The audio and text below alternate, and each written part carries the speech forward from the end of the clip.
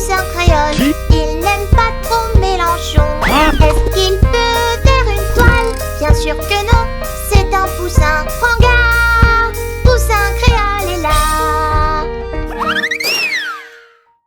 Est-ce qu'on peut me laisser le temps de finir une vidéo par pitié? Tout va tellement vite en ce moment sur le plan politique qu'à peine je commence une vidéo, elle n'est déjà plus d'actualité. Bon, ça y est, le divorce Zemmour-Maréchal est acté. Les deux camps qui existent depuis le début à Reconquête se font désormais ouvertement face avec, en gros, le clan Zemmour-Knafo d'un côté et le clan Marion-Maréchal de l'autre. Ce que je propose de faire, c'est de ne pas tomber dans la caricature, de choisir un camp et de couper des têtes, mais d'essayer de comprendre ce qui s'est passé. Il y a ni gentil ni méchant dans cette histoire. Nous aussi on est des gentils, on n'aime pas les méchants. Je comprends ceux qui réagissent avec passion, et vas-y que Marion est une traître, etc. J'ai accueilli très chaleureusement Marion-Maréchal Le Pen.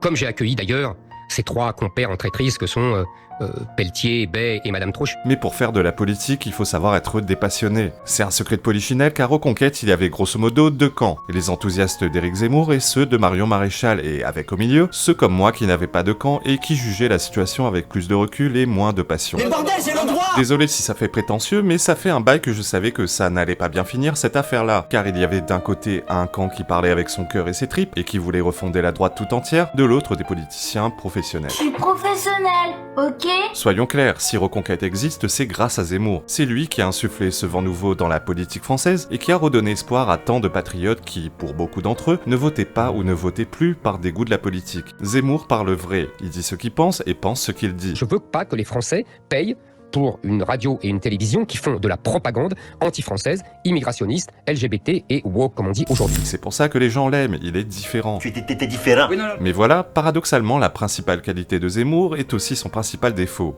Il n'est pas un bon politicien, il n'est pas politicien tout court en fait. Oui, Emmanuel Macron, c'est le vide et c'est un adolescent qui n'est pas fini. On ne peut pas durer en politique sans faire de politique. C'est politique. C'est politique. Comment imaginer alors un parti quand, en son propre sein, un camp fait de la politique et l'autre pas? Je le redis, sans Zemmour, il n'y aurait pas eu de Reconquête ou équivalent. Mais Reconquête serait-il parvenu in extremis à avoir ses premiers élus aux européennes sans Marion? Moi, je sais. Reconquête se serait-il relevé de son échec aux législatives de 2022 sans Marion Maréchal? Ça, c'est moins sûr. Comme je le disais plus tôt, le divorce est acté. En effet, Zemmour s'est exprimé hier au micro de BFM TV, peu après la sortie de Marion Maréchal, qui s'indignait que Reconquête maintienne ses investitures pour les prochaines législatives. Éric Zemmour a décidé, malgré notre opposition, de présenter le maximum de candidats contre cette coalition des droites dans toute la France, prenant ainsi le risque de faire perdre cette inédite espérance de battre Emmanuel Macron et l'extrême gauche.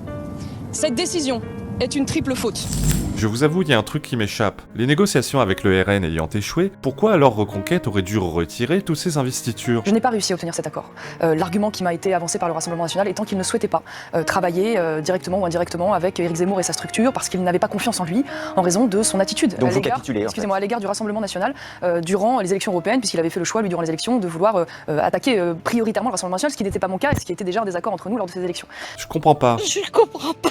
Pourquoi Marion Maréchal appelle-t-elle à voter pour les candidats RN alors que ces derniers viennent de rejeter toute possibilité d'accord avec Reconquête? Vous nous prenez vraiment pour des cons? Alors il y a des gens qui s'indignent de la réaction de Zemmour et des mots durs qu'il a eus pour Marion Maréchal et les 4 autres députés européens, Nicolas Bay, Guillaume Pelletier et Laurence Trochu. C'est le record du monde de la trahison. Si je peux comprendre la réaction de l'homme blessé, je comprends moins la réaction du politique, mais encore une fois, c'est logique quand on sait que Zemmour n'est pas un politique. Je ne suis pas un politicien. Donc évidemment, je n'en ai pas les qualités de rouerie et de fourberie. Néanmoins, il ne dit pas toute la vérité. La vérité, rien que la vérité, sans les détours et autres circonvolutions propres au langage politique. Tout à fait. C'est un peu trop facile de tirer à boulet rouge sur Marion Maréchal et de l'accuser de traîtrise. Je ne crois pas Zemmour sincère lorsqu'il joue l'ingénu qui n'a rien vu venir. Zemmour n'est certes pas un politicien, mais il n'est pas naïf pour autant. Ça fait des mois qu'on parle de vives tensions au sein de Reconquête, avec ces deux stratégies différentes dans chaque camp. Une attitude offensive de Zemmour envers le RN, Le vote Bardella est un vote inutile. 2 fois inutile. et une main tendue au RN avec la team Marion. Zemmour a beau dire qu'il a toujours voulu l'union des droites, ce n'est pas en nous expliquant sur tous les plateaux télé que Marine Le Pen est une socialiste et une incompétente qu'il y serait arrivé. Marine Le Pen ne veut pas sauver son pays, elle veut sauver son parti. Il a beau dire qu'à gauche, ils ne se sont pas fait de cadeaux non plus, et pourtant ils parviennent quand même à faire alliance, mais voilà, il est stupide de calquer la mentalité de la gauche sur celle de Marine Le Pen. À gauche, ils n'ont pas de race, et tant que l'excuse est de lutter contre le fascisme, Les heures les plus sombres de l'histoire. ils sont prêts à toutes les compromissions. Quelle indignité. Marine Le Pen a un ego démesuré démesuré, ce n'est un secret pour personne. Son problème est personnel avec Zemmour. Comment imaginer une seule seconde qu'elle aurait pu faire table rase du passé et enterrer la hache de guerre avec ce dernier? Zemmour sait comment fonctionne Marine Le Pen, ce n'est pas un imbécile. Il savait pertinemment que tirer à boulet rouge sur elle pendant ces européennes serait une stratégie perdante. Certes, il ne pouvait pas prédire la dissolution de l'Assemblée nationale. Non. Zemmour a beau dire qu'il comprend que le rapport de force n'est pas en sa faveur, la vérité à mon avis c'est qu'il veut l'union des droites autour de lui. Au moment où je parle, je viens de mater sur TF1 la toute première réaction de Marion Maréchal suite à son éviction de Reconquête par Zemmour. C'est là qu'on voit que Marion est une politicienne et Zemmour non. Là où le Z a réagi sur le coup de l'émotion et a employé des mots très durs à l'endroit de Marion, cette dernière choisit de ne pas être dans l'invective et très habilement également, elle charge Zemmour sans en avoir l'air. C'est l'objet du combat de ma vie, c'est pour ça que je suis rentrée en politique. Bah non, je suis désolée, pour des raisons de parti, je ne vais pas défendre le fait d'aujourd'hui qu'il y ait des candidatures de division. Et si ça doit conduire, bah écoutez, à mon exclusion, à des insultes, à l'opprobre, à des accusations objectivement que je trouve injustes, eh bien tant pis, je l'assume.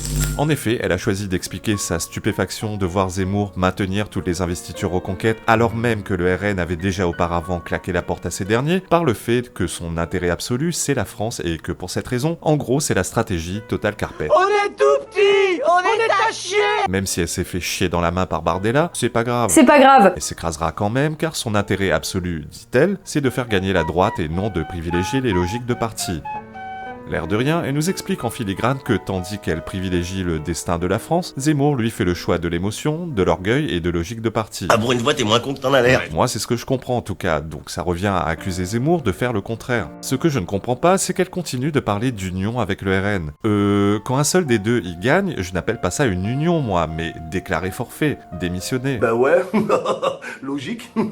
Dans une union, certes, celui qui est en position de force dicte les règles, mais le principe d'une union ou d'un accord, appelez ça comme vous voulez, Je m'en fous! c'est que chacun fasse des concessions. Si la concession c'est de s'effacer totalement face au RN, ça revient juste à abdiquer sans condition. Je comprends qu'il soit tentant dans cette histoire de fustiger ce qui est présenté comme un coup de couteau dans le dos de Zemmour, mais en vérité on sait pas vraiment ce qui s'est passé en coulisses. Encore une fois, je ne crois pas Zemmour quand il fait mine de découvrir que Marion Maréchal cherchait à se coaliser avec le RN. Vous n'avez pas vu venir ça? Vous savez, Parce que bon, vous... non, mais vous avez raison, vous pouvez me traiter de naïf, mais Non, je mais vous avoue que... j'essaie de comprendre. Mais, Parce que... non, mais je comprends, mais moi-même je me traite de naïf. Sans doute que, si vous voulez, j'ai répondu à Nakabana, je préfère être naïf que traître. La vérité à mes yeux, c'est que d'un côté Zemmour voulait, comme je le disais, l'union des droites, mais derrière lui, et de l'autre le RN veut régner sans partage et réduire la concurrence à droite en cendres. Au moins sur ce point, c'est une opération réussie. Même si Zemmour dit qu'il continuera le combat, je me demande bien avec quelles armes il le fera, avec R qui perd une bonne partie de ses cadres les plus populaires et la moitié de ses électeurs qui quitteront le navire. Néanmoins, attention à l'excès de confiance au RN. Ils ont visiblement fait le choix de ne rien concéder à Reconquête, estimant qu'ils n'ont pas grand chose à perdre, car ils s'imaginent que la quasi-totalité du vote des électeurs Reconquête leur est acquis en cas de second tour quoi qu'il arrive, comme cela fut le cas lors des dernières présidentielles. En gros, ils se disent qu'ils peuvent bien se passer des cadres puisqu'ils ont leurs électeurs. J'en serais pas si sûr à leur place. Je ne saurais vous dire quel pourcentage ils sont, mais je sais que de nombreux électeurs Reconquête ont l'impression d'avoir été les dindons de la farce et ils se disent qu'on ne les reprendra pas à deux fois. Pour eux, le vote RN c'est finito. Me concernant, j'ai toujours été très critique envers Zemmour. Non pas envers l'homme, mais envers le mauvais stratège qu'il est. Les aficionados de Zemmour me diront que c'est justement ce qu'ils aiment chez lui. Ce n'est pas un stratège, il est entier, et c'est ce qui nous manque en politique. Je l'entends volontiers, mais ce n'est pas moi qui fais les règles, et en politique, on fait du surplace si on n'est pas un stratège, voire on disparaît. Ouais, c'est pas faux. Être un stratège ne signifie pas nécessairement renier ses convictions ou être dans la manipulation permanente. Ça signifie tout simplement faire ce qu'il faut quand il faut. Par exemple, quand Zemmour dit que islam et islamisme c'est la même chose, c'est un mauvais stratège. L'islam et l'islamisme, c'est exactement la même chose. Je suis globalement d'accord sur le fond. La frontière entre islam et islamisme est volontairement floue. On ne s'est jamais mis d'accord sur cette dernière et de nombreux musulmans en jouent. Mais voilà, une fois que tu as dit ça, tu fais quoi? Tu interdis l'islam? Tu pars en croisade? Les gars, on a officiellement autour de 10 millions de musulmans en France. C'est pas en disant que islam et islamisme c'est la même chose que tu te fais des copains. Quand tu utilises un vocabulaire guerrier du genre djihad ou intifada, c'est une mauvaise stratégie car tu fais peur. Ça fait peur, non? Encore une fois, pas à moi, car je pense qu'il y a un fond de vérité, mais tu peux faire passer des messages sans utiliser ce genre de rhétorique. Quand ils s'embarquent dans cette histoire de prénom, c'est pareil. Je ne veux pas changer le prénom, on me prête des choses complètement débiles. Vous ne voulez pas les changer? Enfin, je vais pas obliger les gens à changer leur prénom. prénom. Je dis simplement, je veux obliger les gens à donner comme prénom à leurs enfants des prénoms français comme nous l'avons fait, comme les Italiens l'ont fait. Aldo Platini a appelé son fils Michel. Ou alors quand il s'est retrouvé sur un plateau télé face à cette africaine et qu'elle lui demande dans une mise en scène larmoyante s'il l'accepterait en France et qu'il lui répond sèchement non. C'est une erreur stratégique. Les gens qui réfléchissent un minimum savent de quoi il en retourne. Le dirigeant d'une nation n'est pas là pour faire dans les sentiments au cas par cas, mais pour donner une direction globale. Au lieu de ça, les imbéciles et les gens mal intentionnés ont préféré le faire passer pour un mec sans cœur et raciste.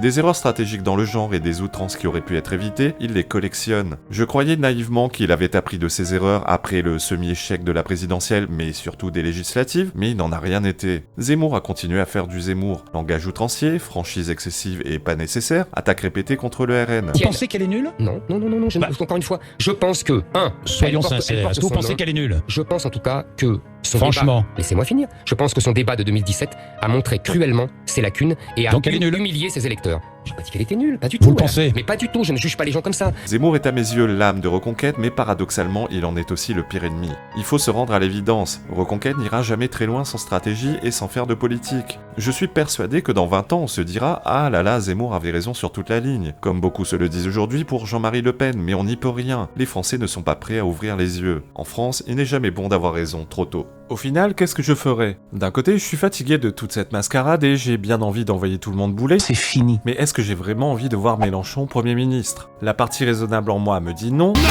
La partie la moins raisonnable me dit que l'extrême gauche au pouvoir, y a moyen de bien se fendre la poire. De rire jaune, certes, mais de rire quand même.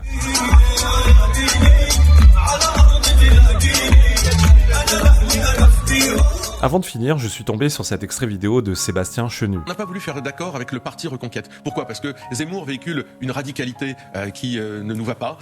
Il est plus libéral économiquement, plus conservateur sociétalement probablement. Et puis il a des propos qui sont une provocation permanente. Il insulte Marine Le Pen du soir au matin, les électeurs du Rassemblement National du soir au matin. C'est compliqué, sincèrement. Il faut un peu de cohérence. Donc on n'a pas souhaité cet accord avec Reconquête. En revanche, il y a à Reconquête des gens, des hommes et des femmes, des électeurs qui ont envie de redresser le pays. Marion Maréchal fait partie de ces gens qui ont envie de redresser le pays. Ça ne fait que confirmer ce que je pensais. Il n'y a jamais eu la moindre volonté chez les RN de discuter avec Reconquête. Jordan Bardella et Marion Maréchal ont tenté de nous le faire croire, mais le véritable projet était bel et bien de faire imploser Reconquête et de faire les poches aux cadavres encore chauds. Ils ont voulu débaucher des cadres et leurs sympathisants avec eux. Donc bon, que Marion Maréchal arrête de nous parler d'union des droites, par pitié. Ta mère, ton père, tes frères et sœurs, tes neveux, tes nièces, espèce de sale p***. Il s'agit d'un dynamitage en règle de l'ensemble de la droite par le RN et rien d'autre. C'est leur petite vengeance pour 2022 quand Reconquête avait attiré dans ses filets des membres du RN. Je ne théoriserai pas sur le niveau d'implication de Marion Maréchal dans ce dynamitage de Reconquête pour éviter de m'engouffrer dans des théories complotistes, mais j'avoue avoir du mal à croire à de la naïveté de la part de Marion et sa seule volonté de sauver la France. Sacrifier sa loyauté et son parti, c'est pas joli et ça n'agrandit pas, quelles que soient les motivations qu'elle prétend avoir. Tout ça pourquoi? Qu'est-ce qui va ressortir de tout ça à part un RN impuissant et deux partis implosés? Méfiez-vous.